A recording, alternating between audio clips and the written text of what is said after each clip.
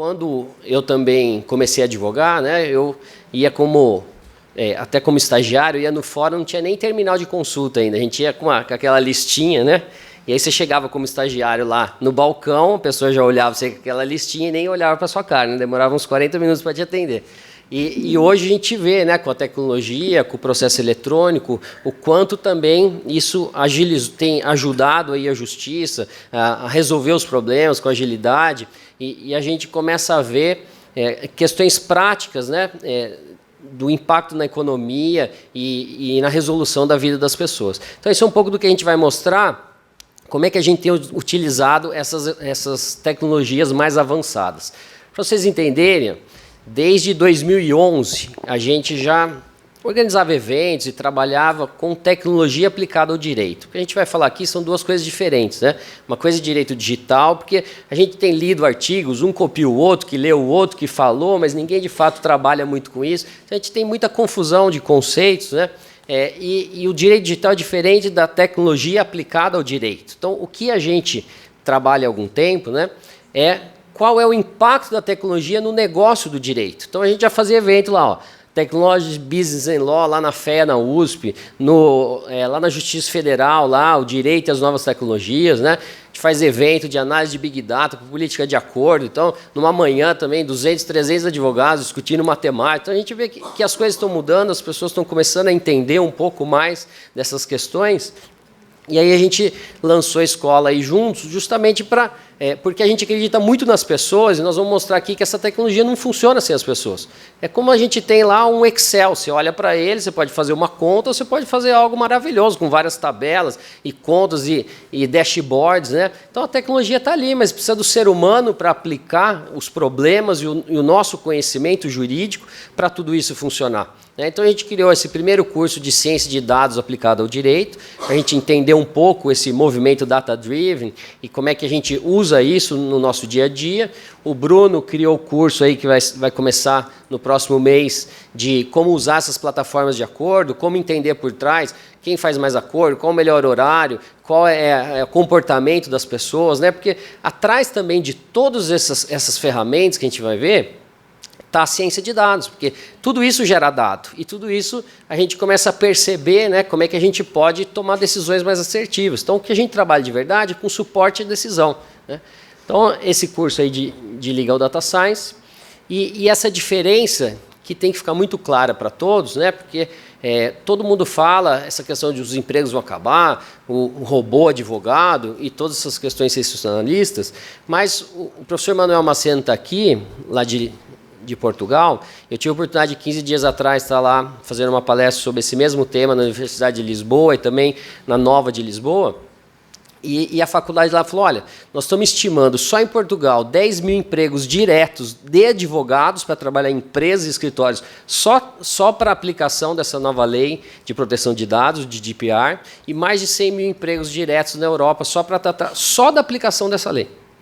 Fora isso, como o Bruno e o Florão falaram, quantos outros temas, né, ligados ao direito digital, responsabilidade civil, crimes cibernéticos, direitos fundamentais, que é o problema mais complexo do mundo. Então, vocês acham que vai faltar trabalho para alguém se dedicar a esses temas? É óbvio que não. Cada dia é mais problema, mais trabalho. Só que o que a gente precisa é ter tempo para trabalhar nos problemas corretos, não para fazer atividades repetitivas, né? E mesmo nos problemas corretos, o que a gente sempre fala é o seguinte: se você vai no médico e você está com algum sintoma de uma doença, você vai em qual médico? Que faz um exame antes de dizer qual é o tratamento ou que não faz exame? Qual que vocês vão? Vocês confiariam num médico que não faz exame se você está com um sintoma? Então, por que nós, advogados, não fazemos exames de decidir, concorda?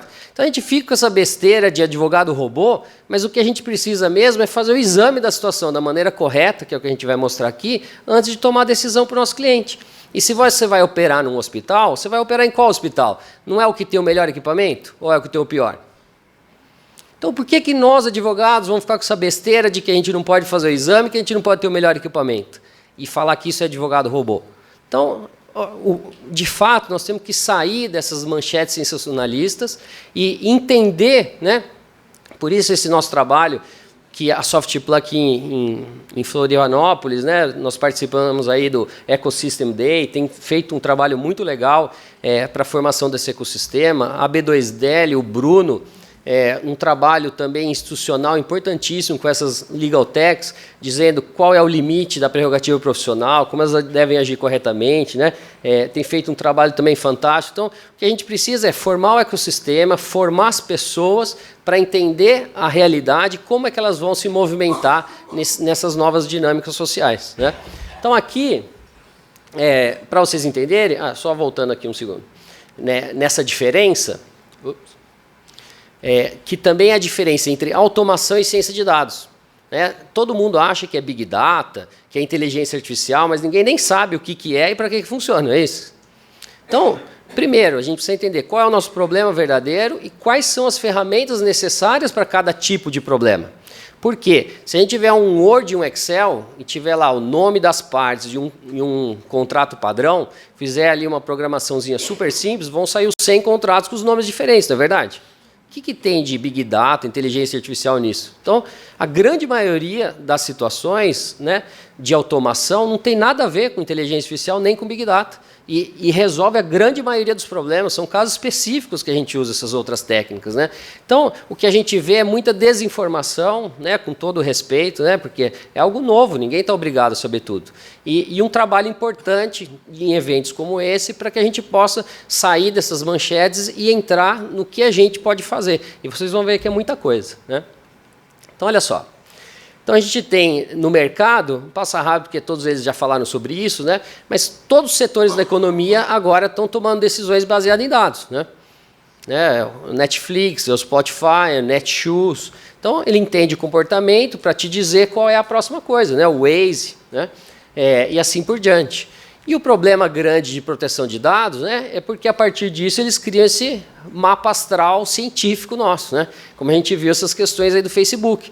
Então, o Facebook, desde 2002, com 68 likes, praticamente você já sabia que cor a pessoa gosta, se ela usa droga, se ela fuma, se ela sai à noite, se ela namora. Com 68 likes em 2012, podem procurar aí que vocês vão ver. Hoje já está no 100% de tudo. Então, assim, a coleta de informações hoje, com esses algoritmos, né, consegue entender o nosso perfil muito mais do que a gente. E se a gente juntar com o IoT, que é a internet das coisas, né, a porta vai abrir sozinha, a geladeira fala que a gente comeu, que horas que a gente toma banho. Então, isso só vai potencializar. Então, o grande e mais complexo problema do mundo hoje é a proteção de dados pessoais. Porque a gente, cada vez mais, vai ter toda essa informação aí gerada sobre a gente, como é que a gente pode usar, para quê, né? Então, o que acontece hoje? Nós vivemos num mundo digitalizado. Todas as coisas se tornaram digitalizadas. E isso muda a forma de a gente agir, né? Então, no mundo todo é o digitization, que leva ao digitalization, que é uma nova forma de ver as coisas a partir dos dados, e isso transforma o negócio num negócio digital, em todos os negócios, porque eles passam a ser baseados em dados. Então, essa é a nova lógica aí, né, de todo mundo. Então, como é que a gente entra no direito para vocês entenderem na prática aqui como isso funciona? Então, olha só, nós temos aqui a diferença, que é a principal de vocês entenderem, essa questão da inteligência artificial e Big Data, que é o dado estruturado e não estruturado. Então, o dado estruturado, a gente já faz muita coisa legal. Então, olha isso aqui, ó. Primeiro você precisa organizar as bases, né? Então fizeram um cruzamento aqui, o TSE, o TCU, a Receita Federal, para tentar entender aí fraude nas campanhas eleitorais. Então veja só, isso em 2016. Então, como nós não fomos formados para entender as coisas a partir do número, ninguém nunca perguntou essas coisas aqui antes de 2016 dessa maneira. Então veja, a gente tem um banco de dados de quem morreu e um banco de dados de quem doou, não é isso? E ninguém nunca perguntou, quem morreu e doou? 250 pessoas. Certo? Isso é fraude na veia, concorda? Agora você pega ali, ó, doadores da mesma empresa. É fraude? Não sabemos. Pode ser, né? O dono da empresa deu lá R$1.000 para cada um, dá para o cara. Ou o cara foi lá, falou bem na empresa, todo mundo gostou dele, doou para a campanha dele, não pode ser? Mas o que esse cruzamento de dados estruturados nos permite? Delimitar o target Isso quer dizer, olha lá, 200 mil casos. Então a gente sai de 1 milhão, 10 milhões de possibilidades para 200 mil. Falta trabalho para investigar 200 mil casos? Claro que não. Mas é um trabalho mais assertivo, a gente tem as linhas, vamos entrar dentro de cada linha, que na tecnologia a gente chama de drill down, né? Aí você vai descendo em cada linha para entender melhor aquela situação. Então, primeiro, a gente não precisa de inteligência artificial, de muitas coisas, se a gente tiver bancos estruturados para fazer vários cruzamentos que já nos dão informações muito relevantes, certo? Como é que começa a entrar essa questão do Big Data e inteligência artificial, que na verdade não é uma coisa só, são várias características diferentes. Olha aqui, ó. A Receita está começando a utilizar a imagem para fazer aí a malha fina, certo? Que é o dado não estruturado. Então, o dado não estruturado, considerado 80% dos dados produzidos no mundo, imagem, foto, voz, né? Então, o que hoje essa tecnologia permite? Transformar esse dado não estruturado em linguagem computacional. Então, uma vez que a gente consegue ler uma imagem e transformar isso em algo que está estruturado, a gente consegue fazer a pergunta que a gente quiser, como se fosse o dado estruturado, certo? Então, olha só. Só que quem que criou isso aqui? Foi o robô sozinho? Foi o cara que entende de investigação, concorda? Então, alguém por trás disso, e uma equipe grande, precisou criar uma tabela. Olha, faixa 1 pode ter esse tipo de carro. Se 100 carros aqui diferentes, ó, então vamos juntar 150 fotos de cada carro, treinar o robô na faixa 1. Faixa 2 é essa, faixa 3 é aquela. Faixa 1 pode viajar para fora do país uma vez, faixa 2, 2, faixa 3, 3. Então você precisa classificar imagens, situações, de tudo que pode acontecer, e o robô começa a aprender para só depois de bastante tempo ele começar a buscar isso sozinho, certo? E aí, eu sou palestrante e estou na faixa 2 e fui viajar 10 vezes para fora do país. O robô achou lá minha foto fora do país. Isso é fraude? Não necessariamente. Aí eu caí na malha fina, ele vai falar, olha, por que você viajou 10 vezes e você está na faixa 2? Porque eu sou palestrante, convidado, as pessoas pagam minha passagem. Ótimo, certo? Então veja, o que essa tecnologia permite? Delimitar o target, tornar as nossas ações mais efetivas, né? Para que a gente tenha um trabalho mais rápido e que tenha melhores resultados. E aí, olha aqui, ó. Inclusive, se não me engano, essa decisão aqui de Santa Catarina. Olha lá. Eu já uso no Brasil inteiro, hein? Pra vocês verem como vocês são pioneiros aqui. Mas olha só, é um dado não estruturado, concorda? O que o juiz falou? Olha, só esse prato aqui já paga as custas do processo inteiro, certo? Então, mas é um dado não estruturado que foi utilizado para indeferir a justiça gratuita. Então, isso está acontecendo na mão, e daqui a pouco o robô vai fazer isso. Agora, vocês acham que é papel do juiz ou do pessoal do cartório ficar procurando redes sociais, as fotos de todo mundo para saber quem tem algo fora do padrão de justiça gratuita? Esse é um trabalho de um ser humano? Essa informação não tem que vir para ele? Então, é isso que o Florão estava falando, né? Aquilo que é automatizável e que deve ser, e aquilo que não é. Esse que é algo que a gente precisa entender, né? Que é isso aqui, ó. Tem um estudo de Harvard que fala assim, ó, as atividades do ser humano são classificadas em 5 categorias. As 2 primeiras, que é organizar a informação e fazer predição, quer dizer, sugerir o que pode acontecer, são automatizáveis. As outras não, entendeu? Então, quando a gente coloca essa salada toda junta, é que gera essas confusões. Então, a gente tem que entender as diferenças entre as coisas, né? Para a gente não sofrer ao escutar, o robô ganhou de 100 advogados. Lógico, para ler 2 milhões de documentos em 1 segundo, ele sempre vai ganhar. Mas e para tratar da imprevisibilidade, né? Para tratar das características do ser humano na hora de uma negociação? Isso o robô não vai fazer. Então, essas diferenciações que a gente tem que entender nesse debate. Então, e outra característica importante, para a gente passar os cases aqui, vocês entenderem, é o seguinte. A gente fazia parte de um mundo de 1 para N. Isso quer dizer o seguinte, a gente tinha um programa de televisão para milhares de pessoas, certo? Você não tinha opção. Hoje, até esse tipo de tecnologia criou o N para 1, milhares de possibilidades para você. Então, quando a gente está lá no Netflix, ele não está falando para a gente qual é o filme sugerido próximo? E só porque ele sugeriu, você aceitou?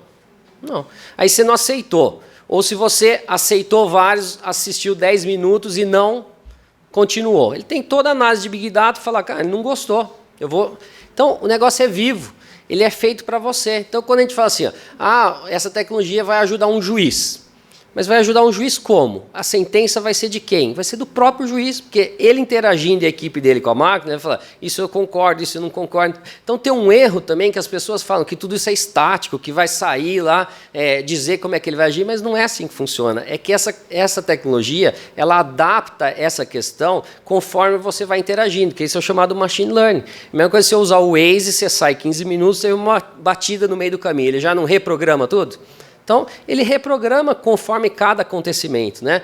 Quem trabalha com automação de contrato sabe disso. Você tem o cara errado que vende contrato sem advogado, que é óbvio que é fora da prerrogativa profissional, mas você tem as plataformas sérias de automação, que você fica lá 5 meses organizando todos os seus contratos, suas cláusulas, as variáveis, e a hora que saiu lá o contrato, esse contrato é de quem? É do advogado. E conforme você vai utilizando, ele vai te sugerindo melhor, mas o contrato é seu, não é da máquina. Então, essas coisas que a gente tem que entender aí para melhorar esse debate. Então, olha só, o que eles mostraram aí, que eu gosto de mostrar é o seguinte, ó, se foi há um pouco mais de 6 meses atrás, olha só aqui, ó, logo depois da fundação, 2 meses depois, mais 2 meses depois e hoje. Então, olha só, pouco mais de 6 meses, até voltar aí, né, Bruno? O Bruno que é o líder dessa confusão toda, ele que inventou esse negócio. Então, mas olha isso aqui, ó, em 6 meses. Onde que está o advogado robô aí? Quem fala isso nem sequer leu esse radar. Porque olha lá, algumas empresas fazem plataforma de acordo, outra automação de documento, outra analytics, outra gestão de processo, outra monitoramento de dados públicos. Ninguém faz tudo. Cada um está preocupado com uma parte do problema e todos eles são ferramentas para o dia a dia. Cadê o advogado robô aí? Entendeu? Então a gente fica, né, com essas preocupações sem a gente estudar, sem a gente aprofundar aí, de fato essas questões. Então, o case da Localiza ano passado foi um case muito relevante porque foram conseguidos aí dezenas de milhões de savings para a companhia usando 7 startups. Né, que é do Cristiano Xavier, que é o nosso outro sócio fundador também da Future Law dessa escola. Então, ele trabalhou mudança de cultura de pessoas, a gestão. Então, quem olha assim também fala, a tecnologia fez tudo. Não, foram as pessoas, foi a mudança de cultura, forma de agir, otimizando os serviços. Né? E como é uma SA, está no balanço, que foi um resultado do jurídico, então, realmente é um case aí que ficou muito famoso no Brasil da mudança de cultura. Né? Aqui tem uma entrevista que a gente deu lá no Conjur, depois se vocês quiserem, né, acessar, colocar Alexandre Zavalho Conjur, vocês vão ver que é justamente, nós trabalhamos só com tecnologia, mas nós somos 100% a favor das pessoas, entendendo que existe o limite ético mesmo do uso da tecnologia, que são os atos privativos do advogado, do juiz. Então, essas coisas são diferentes, né? E a gente consegue coexistir entendendo o papel correto e a finalidade de cada um desses atores aí. Então, vamos cair nos cases aí que é o mais importante. Então, olha só, o que a gente faz aqui, e eu sou um usuário do Convex, né, Florão?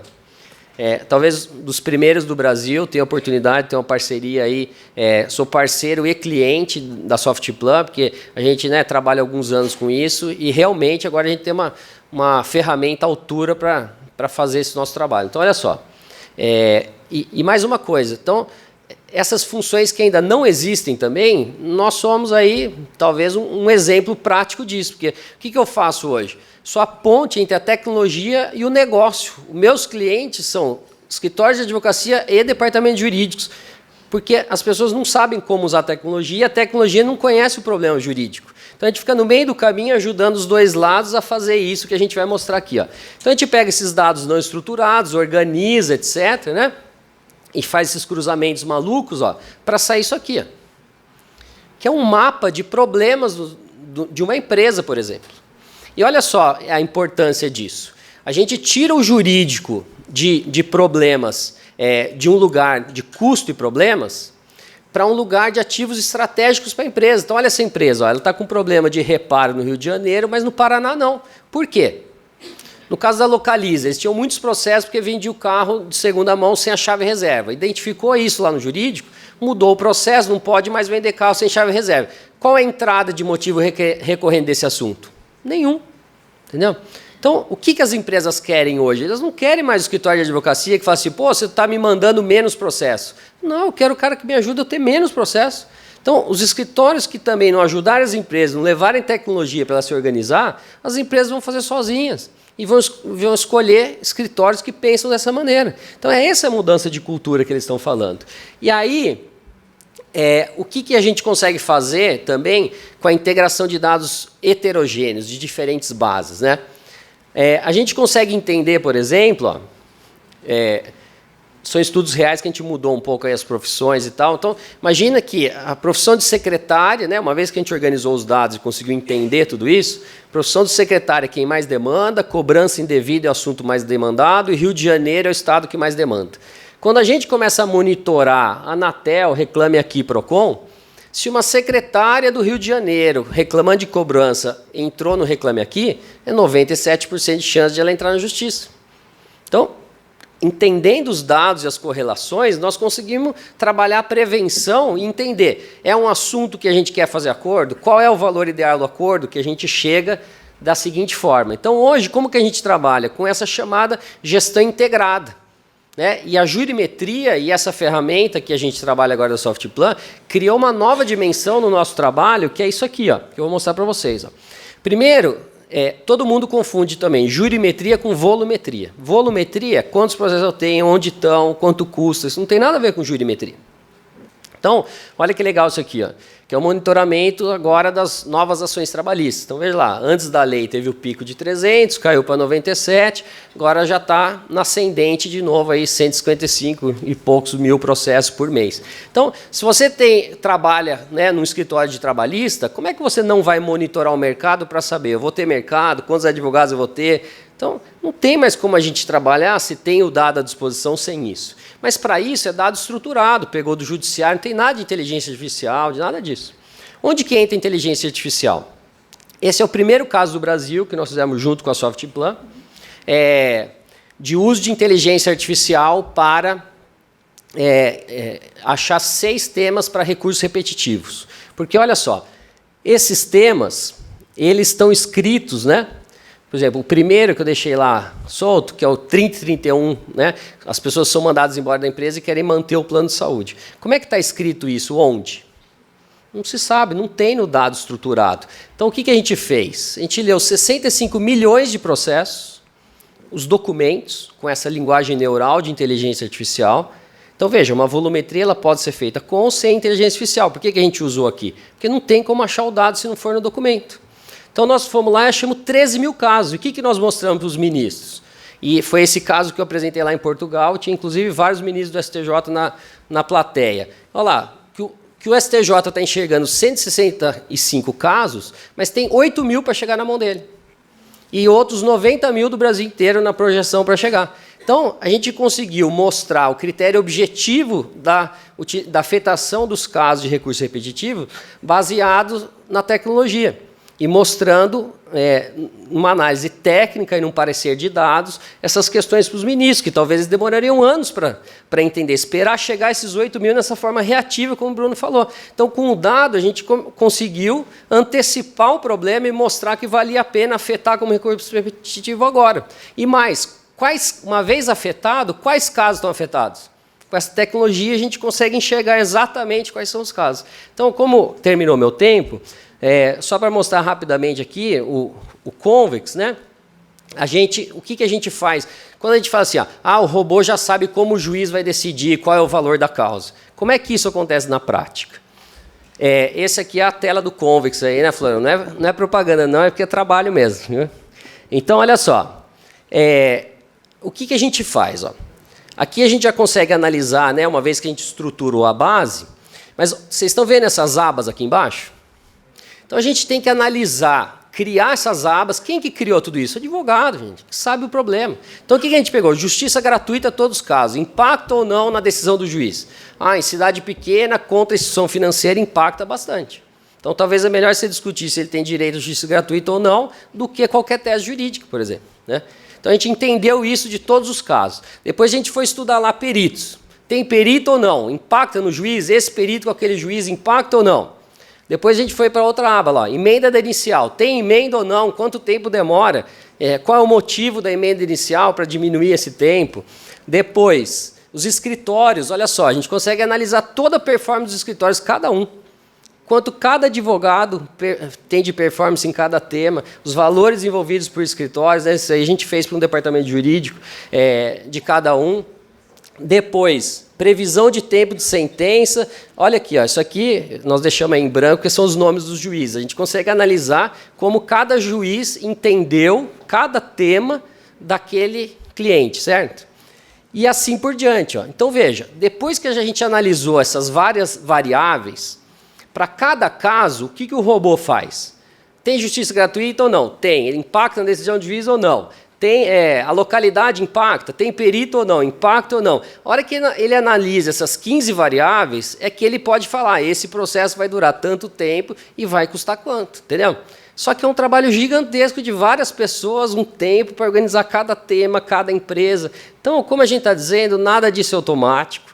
E ferramentas como essas são essenciais, porque agora a gente tem a base correta, porque tem a linguagem neural e a inteligência artificial para a gente capturar os dados corretamente para fazer isso, porque no dado estruturado, o erro médico, às vezes, está sendo indenizatório, então você já não pegou se você não usar essa técnica, certo? E depois, analisando todas essas variáveis, é que na última camada entra de novo a inteligência artificial, para depois projetar com o que ela aprendeu para casos novos, e essa diferença entre filme e foto, que não sei se vocês já ouviram falar, que é o assunto do momento. Aí. A foto é essa análise, e o filme é entrar os dados todo dia, e isso ficar vivo, já te indicando aí o caminho de cada situação.